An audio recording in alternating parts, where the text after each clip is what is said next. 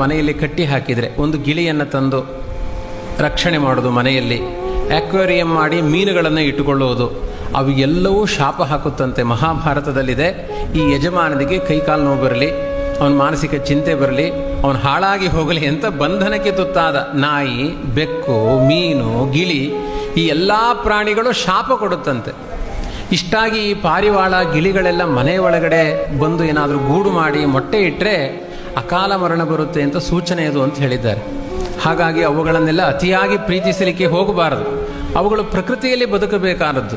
ಆದರೆ ಪ್ರತಿಯೊಂದು ತಿನ್ನುವ ತುತ್ತಿನ ಜೊತೆಗೆ ಈ ಯಜಮಾನನಿಗೆ ಒಳ್ಳೆಯದಾಗಲಿ ಅಂತ ಆಶೀರ್ವಾದ ಮಾಡುವ ಏಕೈಕ ಪ್ರಾಣಿ ಹಸು ಮಾತ್ರ. ಇವತ್ತೇನಾಗಿದೆ ನಮ್ಮ ಸಮಾಜದಲ್ಲಿ, ಹಸುವೊಂದನ್ನು ಕಟ್ಟಲಿಕ್ಕೆ ತಯಾರಿಲ್ಲ. ನಾಯಿ ಕಟ್ಟುತ್ತಾರೆ, ಪುಚ್ಚೆ ಸಾಕ್ತಾರೆ, ಮನೆ ತುಂಬ ಪುಚ್ಚೆಗಳು. ಒಂದು ಬೆಕ್ಕಿನ ರೋಮದಲ್ಲಿ ಕೋಟಿ ಬ್ರಹ್ಮಹತ್ಯೆಯ ಪಾಪಗಳಿದೆಯಂತೆ. ಅದಕ್ಕೆ ಸಣ್ಣ ಸಣ್ಣ ಮಕ್ಕಳೆಲ್ಲ ಪುಚ್ಚೆ ಪುಚ್ಚೆ ಅಂತ ಅಚ್ಚೆ ಬಚ್ಚೆ ಎಲ್ಲ ಮಾಡಬಾರ್ದು. ಅದಕ್ಕೆ ಅತಿಯಾದ ಪ್ರೀತಿಯನ್ನು ಮಾಡಬಾರ್ದು. ಮಹಾಪಾಪಿಷ್ಠವಾದ ನಾನೇ ದೇವರು ಅನ್ನುವ ಅಹಂಕಾರಪಟ್ಟ ವ್ಯಕ್ತಿಗಳು ಬೆಕ್ಕಾಗಿ ಹುಟ್ಟಿರ್ತಾರೆ ಅಂತ ಇದೆ. ಅದು ಹಾಲು ಕುಡಿಬೇಕಾದ್ರೆ ಈ ಯಜಮಾನ ಸತ್ತೇ ಹೋಗಲಿ ಎನ್ನುತ್ತಂತೆ. ಅಷ್ಟು ಕೆಟ್ಟ ಪ್ರಾಣಿ ಅದು ಪುಚ್ಚೆ. ಇನ್ನು ಹೊಡೆದು ಕೊಲ್ಲಿಕ್ಕೆಲ್ಲ ಹೋಗಬೇಡಿ ಆಯಿತಾ. ಅತಿಯಾದ ಪ್ರೀತಿಯಿಂದ ಅದನ್ನು ಸಾಕ್ಲಿಕ್ಕೆ ಹೋಗಬೇಡಿ. ಸೈಂಟಿಫಿಕ್ ಆಗಿಯೂ ಒಂದು ಬೆಕ್ಕಿನ ರೋಮ ನಿಮ್ಮ ಗರ್ಭಕ್ಕೆ ಹೋದರೆ, ಹೊಟ್ಟೆಗೆ ಹೋದರೆ ಅದು ಕ್ಯಾನ್ಸರ್ ಆಗಿ ಪರಿಣಾಮ ಆಗುತ್ತೆ ಎನ್ನುವ ನಿಂದನೆಗಳು ಸೈಂಟಿಫಿಕ್ ಆಗಿ ಇದೆ.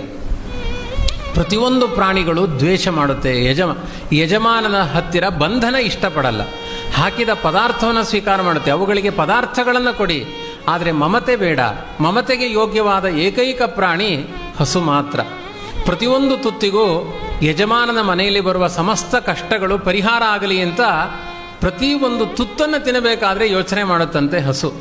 ಹಾಗಾಗಿ ಪ್ರತಿ ಒಂದು ಹಸುವನ್ನು ರಕ್ಷಣೆ ಮಾಡಿದರೆ ಸಮಗ್ರ ಭೂಮಂಡಲದಲ್ಲಿರುವ ಎಲ್ಲ ಜೀವರಾಶಿಗಳಿಗೆ ಆಹಾರವನ್ನು ಕೊಟ್ಟ ಪುಣ್ಯ ಇದೆ. ಕೊನೆಗೆ ಮನೆಯಲ್ಲಿ ರಕ್ಷಣೆ ಮಾಡಲಿಕ್ಕಾಗಲಿಲ್ಲ ಅಂದರೆ ಬೀದಿಯಲ್ಲಿ ಹೋಗುವ ಹಸುಗಳಿಗಾದರೂ ಆಹಾರ ಕೊಟ್ಟು ಬನ್ನಿ ಅಂತ ಪ್ರತಿದಿನ ಕರ್ತವ್ಯದಲ್ಲಿ ಸೇರಿಸಿದ್ದಾರೆ. ಯಾವ ಪ್ರಾಣಿಗಳಿಗೂ ಭೂತಬಲಿ ಅಂತುಂಟು. ಅದು ಸುಮ್ಮನೆ ಆ ಅನ್ನವನ್ನು ಭೂಮಿಯ ಮೇಲೆ ಹಾಕುವುದು, ಯಾರ್ಯಾರಿದ್ದಾರೆ ಎಲ್ಲ ತಿಂದುಕೊಂಡು ಹೋಗಲಿ ಅಂತ. ಆದರೆ ಒಂದು ಮಂತ್ರ ಇರುವುದು ಹಸುಗಳಿಗೆ ಮಾತ್ರ. ಗಾವೋ ಮೇ ಮಾತರ ಸರ್ವಾಹ ಪಿತರಶ್ಚಾಪಿ ಗೋರುಷಾಹ ಗ್ರಾಸಮುಷ್ಟಿ ಪ್ರದಾನೇನ ಸಮೇ ವಿಷ್ಣು ಪ್ರಸೀದತು ಅಂತ ಮಂತ್ರಪೂರ್ವಕವಾಗಿ ಆಹಾರವನ್ನು ದಾನ ಮಾಡಿಸಿಕೊಳ್ಳುವ ಪ್ರಾಣಿ ಅದು ಹಸು ಮಾತ್ರ. ಗೋದಾನ ಅನ್ನುವ ಪದ್ಧತಿ ಇದೆ. ಎಲ್ಲಿಯಾದರೂ ಪುಚ್ಚೆ ದಾನ ಅಥವಾ ಶ್ವಾನದಾನ ಅಂತ ಇದೆಯಾ? ಇಲ್ಲೇ ಇಲ್ಲ. ಅದು ದಾನಕ್ಕೆ ಬರುವ ಪ್ರಾಣಿಯೂ ಅಲ್ಲ, ಅದು ಶಪಿಸುವ ಪ್ರಾಣಿ ಅಂತ. ಇದನ್ನು ಯಾಕೆ ಹೇಳ್ತಾ ಇದ್ದೇನೆ ಅಂದರೆ ಇವತ್ತಿನ ಸಮಾಜಕ್ಕೆ ತುಂಬ ರಿಲಿವೆಂಟ್ ಅದು. ಈಚೆ ಪ್ರಾಂತ್ಯದಲ್ಲಿ ಇನ್ನೂ ಕಡಿಮೆ.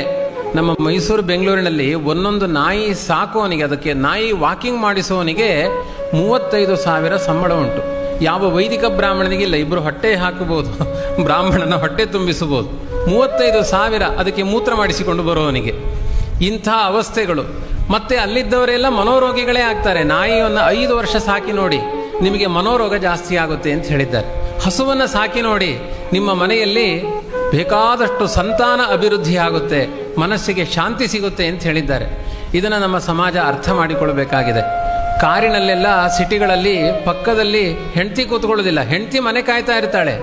ಆ ನಾಯಿ ಪಕ್ಕದ ಸೀಟಲ್ಲಿ ಕುಳಿತು ನಮ್ಮ ಎಂಚ ಅಂತ ಹೇಳ್ತಾ ಇರುತ್ತದೆ, ನೋಡಿ ನಾನು ಆ ಗಂಡನ ಪಕ್ಕದಲ್ಲಿ ಕೂತಿದ್ದೇನೆ ಅಂತ. ಇಷ್ಟೂ ಒಂದು ಅವ್ಯವಸ್ಥೆಗಳು ಇವತ್ತಿನ ಸಮಾಜದಲ್ಲಿ ಇದೆ.